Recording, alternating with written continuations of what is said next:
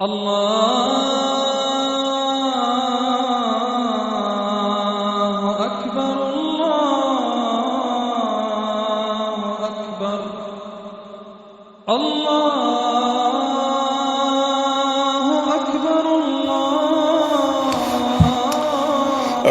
الله. الحمد لله وحده والصلاة والسلام على من لا نبي بعده. أما بعد فأعوذ بالله من الشيطان الرجيم. بسم الله الرحمن الرحيم. والصافات صفا فالزاجرات زجرا فالتاليات ذكرا إن إلهكم لواحد رب السماوات والأرض وما بينهما ورب المشارق صدق الله مولانا العظيم. معزز سامعین و ناظرین، سورہ یاسین کے بعد سورہ صافات کا آغاز ہو رہا ہے، اور سورہ صافات مکی صورت ہے. اس کے اندر 182 آیات اور 5 رکوع ہیں. ترتیبی اعتبار سے اس سورت کا نمبر 37 ہے، اور نزولی اعتبار سے اس کا نمبر 56 ہے. اس سورت کی ابتدا میں والصافات صفا کے الفاظ ہیں، اور اسی صافات سے اس سورت کا نام جو ہے وہ لیا گیا ہے. نزول کے اعتبار سے یہ سورت سورہ انعام کے بعد نازل ہوئی. اس سورت کے اندر جو مضامین بیان کیے گئے ہیں ان کا خلاصہ یہ ہے کہ توحید کے اوپر دلیلیں پیش کر کے اس کی تعلیم دینی مقصود ہے، اور اس سلسلے میں اظہار کیا گیا ہے کہ انجام کار بہرحال توحید اور اس کے تقاضوں سے اپنی زندگی سنوارنے والوں کا ہے. ایسے ہی لوگ کامیاب ہوں گے. اس کے برخلاف جو لوگ شرک کا ارتکاب کرتے ہیں تو ان کا جو انجام ہوگا، ان کے اس انجام کا بھی اس سورت کے اندر ذکر کیا گیا ہے. کامیابی کے لیے جدوجہد اور ابتلا کے دور سے گزرنا فرمایا کہ یہ بھی ضروری ہے. پہلے بھی یہی ہوا ہے کہ انبیاء علیہ السلام اور رسولوں کی تکذیب کی گئی، ان کو جھٹلایا گیا. اب بھی یہی ہو رہا ہے، اور فرمایا کہ حق پر صبر اور استقامت کے ساتھ جمے رہنے والے، اور اللہ پر توکل اور بھروسہ کرنے والے، اور اللہ سے مدد چاہنے والوں کی اللہ نے ہمیشہ مدد فرمائی ہے، اور انہیں کامیابی دے کر کے ہادی بنایا، اور آنے والی نسلوں میں ہمیشہ ان کا ذکر جمیل اور ذکر خیر جو ہے وہ باقی رکھا. اسی مناسبت سے حضرت نوح علیہ السلام، حضرت ابراہیم علیہ السلام اور حضرت اسماعیل علیہ السلام کی قربانی کا تذکرہ، پھر حضرت موسیٰ علیہ السلام، ہارون علیہ السلام اور دوسرے متعدد انبیاء اور رسولوں کے تذکرے فرمائے ہیں. اور آخر میں نہایت ہی صفائی سے یہ پیشن گوئی بھی فرما دی ہے کہ اللہ کے رسول صلی اللہ علیہ وسلم آخر کار کامیاب ہوں گے، اور آپ صلی اللہ علیہ وسلم کے اوپر ایمان لانے والے، آپ کی اتباع کرنے والے اور آپ کی اطاعت کرنے والے منکرین کے اوپر غالب آ کر کے رہیں گے. فرمایا والصافات صفا فالزاجرات زجرا فالتالیات ذکرا. یہاں اللہ تبارک و تعالیٰ نے فرشتوں کی 3 قسمیں کھائی ہیں. پر میں قسم ہے ان فرشتوں کی جو صفیں باندھ کر کے کھڑے ہوتے ہیں، اور ان فرشتوں کی جو ڈانٹ ڈپٹ کرتے ہیں، یعنی شیاطین جب عالم بالا کی طرف جانے کی کوشش کرتے ہیں تو یہ فرشتے ان کو روکتے ہیں، اور قسم ہے ان فرشتوں کی جو تلاوت کرتے ہیں ذکر کی۔ یہاں مشرکین کی تردید فرمائی، اس لیے کہ مشرکین مکہ میں سے ایک طبقہ ملائکہ کی عبادت کرتا تھا، ایک طبقہ فرشتوں کو اللہ کی بیٹیاں کہتا تھا۔ تو اللہ نے ملائکہ کی اور فرشتوں کی قسم کھا کر کے یہ بتایا کہ معبود برحق صرف اللہ تبارک و تعالیٰ کی ذات ہے، نہ اس کا کوئی شریک ہے اور نہ ہی اس کی کوئی اولاد ہے۔ فرشتوں کو صافات کہا گیا اس لیے کہ وہ دربار خداوندی میں صف باندھ کر کے حاضر ہوتے ہیں، صف بندی کا اہتمام کرتے ہیں، قطار اندر قطار حاضر ہوتے ہیں، اور اسی سے انسانی زندگی میں قطار کی اہمیت بھی اجاگر ہو جاتی ہے کہ انسان کو بھی ہر ایک کام جو ہے وہ لائن کے اندر لگ کر کے، قطار کے اندر لگ کر کے کرنا چاہیے۔ اگر ایسا کریں گے تو بہت سارے کام جو ہے وہ آسانی کے ساتھ نمٹ جائیں گے۔ ہمارے ہاں، ہمارے ملکوں میں، پاکستان میں، ہندوستان میں، باقی ملکوں میں زیادہ تر جو ہے اس کی کمی پائی جاتی ہے کہ لوگ قطار بندی اور صف بندی کا خیال نہیں کرتے، لائن کا خیال نہیں رکھتے، اور پہلے سے جو لوگ کھڑے ہوتے ہیں تو ان کو چھوڑ کر کے ان سے آگے بڑھ جاتے ہیں، جبکہ جو یورپین ملک ہیں انہوں نے جو اسلام کی تعلیم ہے اس سے سبق حاصل کیا، اور ہر کام جو ہے وہ لائن کے اندر رہ کر کے، قطار کے اندر رہ کر کے کرتے ہیں، تو جس سے انسانوں کی زندگی جو ہے وہ آسان بن جاتی ہے۔ کام جو کئی گھنٹوں میں نمٹنے ہوتے ہیں وہ جلد ہی ان سے انسان جو ہے فارغ ہو جاتا ہے۔ فرمایا کہ نزول قرآن کے وقت آسمان سے جو خبریں آتی تھیں تو اس اعتبار سے آسمان بہت اہمیت کا حامل تھا۔ عرش معلی پر لوح محفوظ سے منتقل ہو کر کے فرشتوں کے توسط سے اللہ کی احکامات زمین پر اترتے تھے، تو اس بات کا امکان تھا کہ شرارتی جنات اور شیاطین قرآن کریم کے بعض کلمات کو لے کر کے خلط ملط کر دیں، اچک لیں اور تعریف کر کے لوگوں میں نشر کرنے کی کوشش کریں۔ تو اس کے لیے اللہ تبارک و تعالیٰ نے آسمان پر حفاظتی چوکیاں، جنہیں بروج کہا جاتا ہے، وہ قائم کی، اور ان چوکیوں کے اوپر فرشتوں کو مامور کر دیا تاکہ شیاطین اپنے مقصد کے اندر جو ہے وہ کامیاب نہ ہو سکیں۔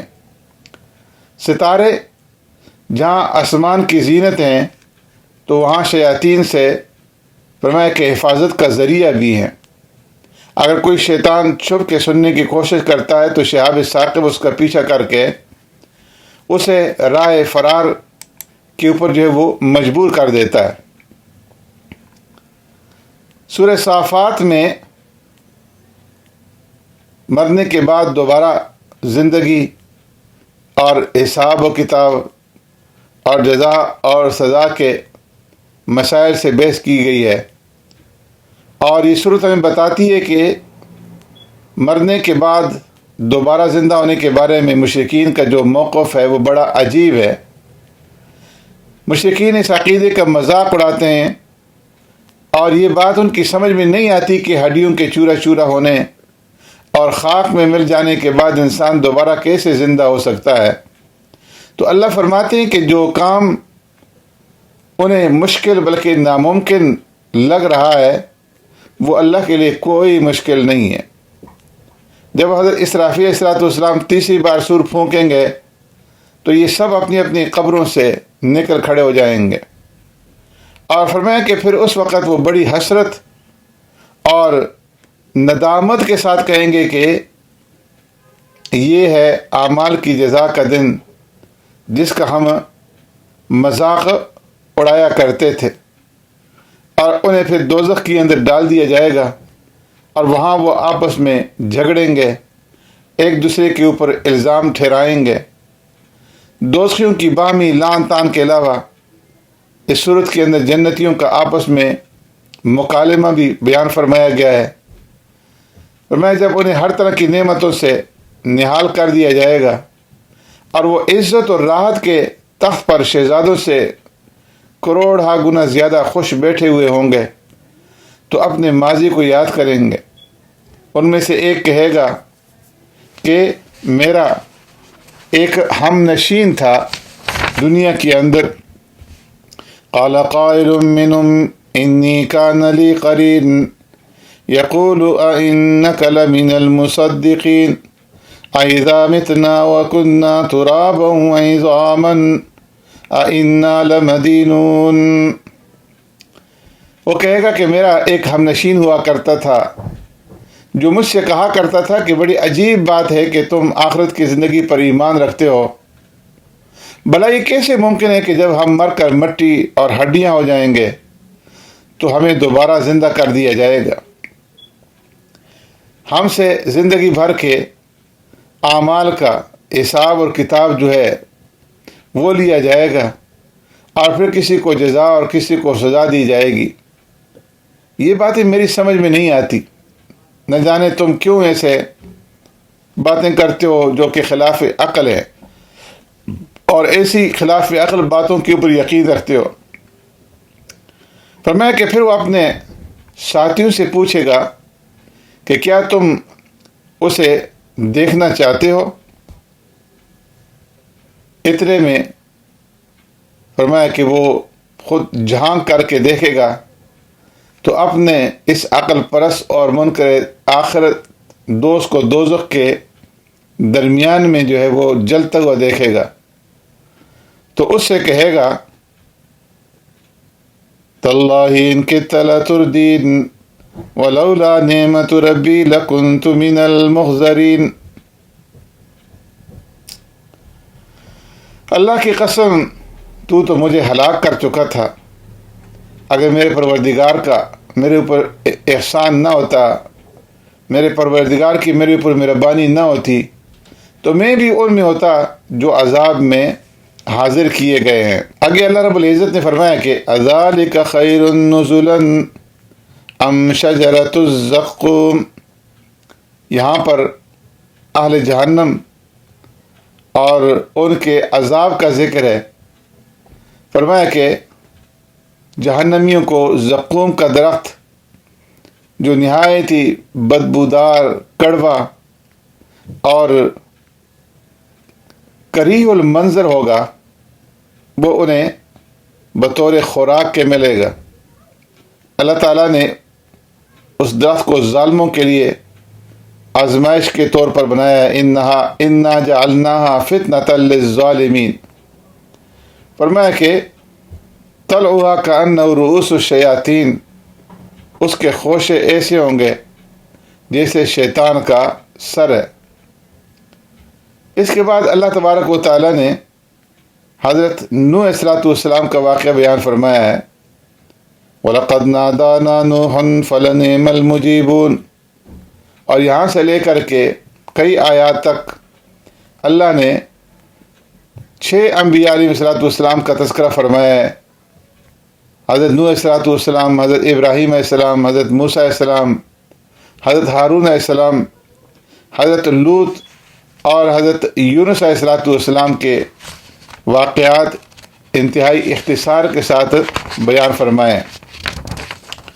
نوح علیہ السلام نے اللہ تبارک و تعالیٰ سے دعا مانگی تو اللہ تبارک و تعالیٰ نے نوح علیہ السلام کی دعا کو قبول فرمایا، اور نوح علیہ السلام اور ان کے گھر والوں کو دردناک عذاب سے بچا لیا، اور باقی سب جو ہے وہ طوفان نوح کے اندر غرق ہو گئے۔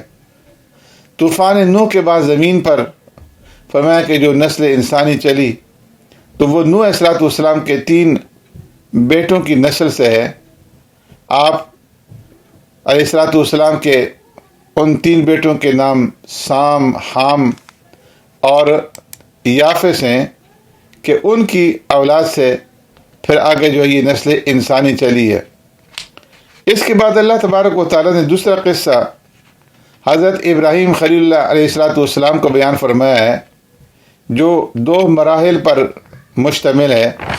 پہلے مرحلے کے اندر حضرت ابراہیم علیہ السلام کی دعوت کا ذکر ہے کہ انہوں نے دعوت توحید دی، اپنے والد اور اپنی قوم کو ایمان کی طرف بلایا، اور پھر کیسے ان کے سالانہ جشن کے موقع پر ان کی اس جشن میں شرکت سے معذوری ظاہر کی اور ان کے بتوں سے 2 ہاتھ کیے۔ مشرکوں نے انہیں زندہ جلا ڈالنے کی کوشش کی، لیکن اللہ تبارک و تعالیٰ نے حضرت ابراہیم علیہ السلام کو اس سے بچا لیا۔ دوسرے مرحلے میں حضرت ابراہیم علیہ السلام کی حضرت اسماعیل علیہ السلام کو ذبح کرنے کا مشہور واقعہ جو ہے وہ بیان ہوا ہے، اور حضرت اسماعیل علیہ السلام کے ذبح ہونے کا یہ واقعہ یہ صرف سورہ صافات ہی کے اندر اللہ تبارک و تعالیٰ نے بیان فرمایا ہے۔ قرآن کریم میں متعدد مقامات پر حضرت ابراہیم علیہ السلام کا ذکر بھی آیا ہے اور حضرت اسماعیل علیہ السلام کا بھی، لیکن یہ واقعہ صرف سورہ صافات ہی کے اندر بیان کیا گیا ہے، کسی دوسری صورت کے اندر اللہ نے اس واقعے کا ذکر نہیں فرمایا۔ یوں تو حضرت ابراہیم علیہ السلام کی پوری زندگی اللہ کی رضا کی خاطر ابتلاؤں اور امتحانوں اور آزمائشوں میں گزری، لیکن یہ بہت بڑا امتحان تھا کہ آپ کو خواب میں بیٹے کو ذبح کرنے کا حکم دیا گیا، اور حضرت ابراہیم علیہ السلام اور اسماعیل علیہ السلام دونوں باپ بیٹے تسلیم و رضا کا پیکر بن کر کے ذبح کرنے اور ذبح ہونے کے لیے تیار ہو گئے۔ ابراہیم علیہ السلام نے بیٹے کو خواب سنایا تو انہوں نے عرض کر دیا کہ یا ابت افعل ما تؤمر ستجدنی ان شاء اللہ من الصابرین۔ ابراہیم علیہ السلام نے بیٹے کو پیشانی کے بل پچھاڑ کر کے ذبح کرنا شروع کیا تو اللہ کی طرف سے وحی آئی کہ اے ابراہیم قد صدقت الرؤیا انا کذالک نجزی المحسنین، آپ نے اپنا خواب سچ کر دکھلایا، بے شک ان ھذا لہو البلاء المبین، یہ بہت سخت امتحان اور کٹھن آزمائش تھی۔ ظاہر ہے کہ جس آزمائش کو خود رب العالمین سخت اور کٹھن فرمائیں تو اس سے بڑھ کر کے آزمائش کیا ہو سکتی ہے۔ فرمایا کہ وَفَدَيْنَاهُ بِذِبْحٍ عَظِيمٍ، اب لڑکے کو چھوڑو اور تمہارے پاس جو یہ مینڈا کھڑا ہے اس کو اپنے بیٹے کے بدلے میں ذبح کر دو، اور فرمایا کہ ہم نیکوکاروں کو اسی طریقے سے نوازا کرتے ہیں۔ اس کے بعد تیسرا واقعہ حضرت موسیٰ اور حضرت ہارون علیہ السلام کا ہے کہ کس طرح فرعون کے مقابلے میں اللہ رب العزت نے انہیں نجات عطا فرمائی۔ پھر اس کے بعد حضرت الیاس علیہ السلام کا ذکر فرمایا ہے، جنہیں شام میں ایک ایسی قوم کی طرف نبی بنا کر کے بھیجا گیا تھا جو بال نامی بت کی عبادت کیا کرتے تھی۔ اس بت کے نام پر بالابک کا شہر جو ہے وہ آباد تھا، اور اس کے آثار جو ہے آج بھی دمشق کے مغرب میں ملتے ہیں۔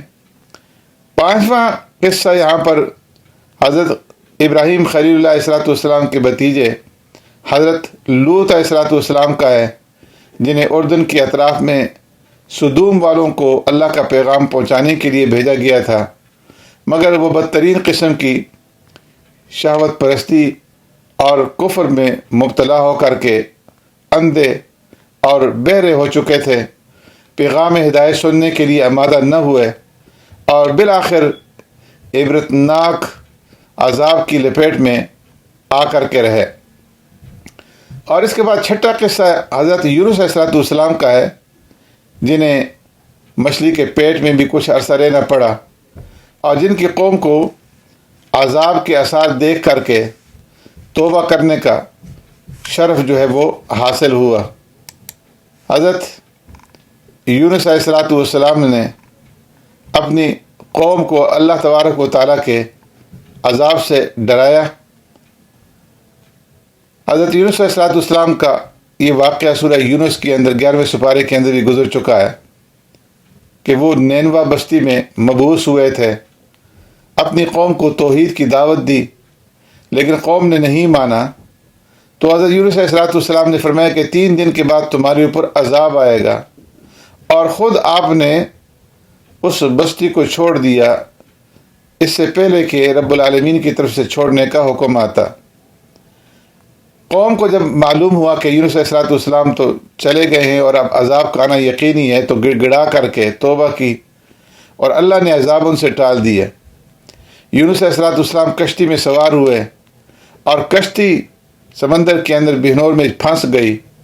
قرآن اندازی میں آپ کا نام آیا اور پھر آپ کو جو ہے سمندر میں پھینک دیا گیا، اور مچھلی جو ہے اللہ کے حکم سے انہوں نے یونس علیہ السلام کو اپنے منہ میں لے لیا، اور کچھ عرصہ تک اپنے پیٹ میں رکھنے کے بعد انہیں صحیح سالم باہر نکال دیا۔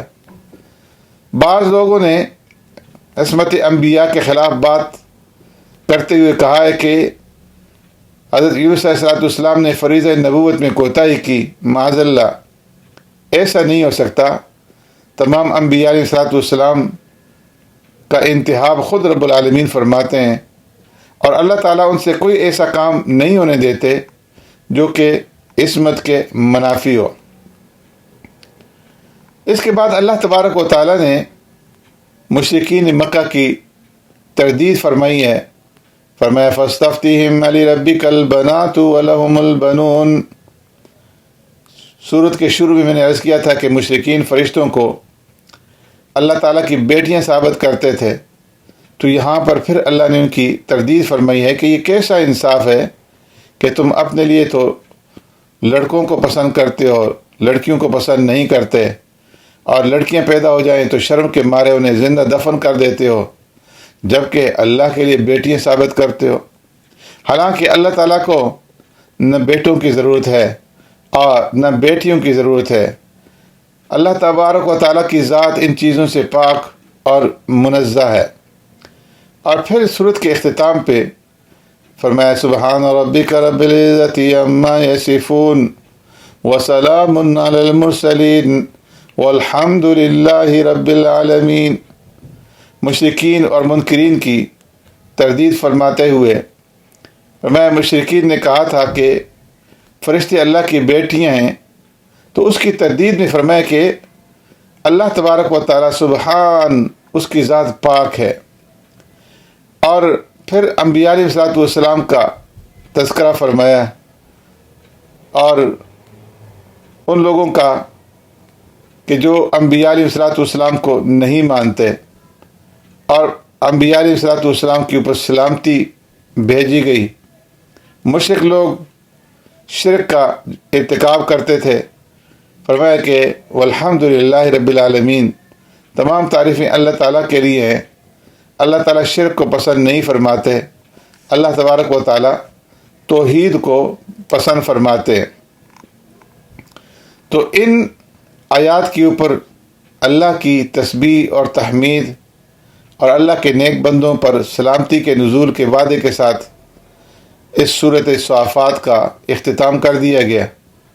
حدیث شریف میں آتا ہے کہ جو شخص یہ چاہے کہ اس کا ثواب بڑی ترازو میں تولا جائے، تو وہ مجلس کے اختتام پر سورہ صافات کی آخری یہ 3 آیتیں سبحان ربک رب العزت عما یصفون وسلام علی المرسلین والحمد للہ رب العالمین پڑھ لیا کرے۔ سبحان ربک رب العزت عما یصفون وسلام علی المرسلین والحمد للہ رب العالمین۔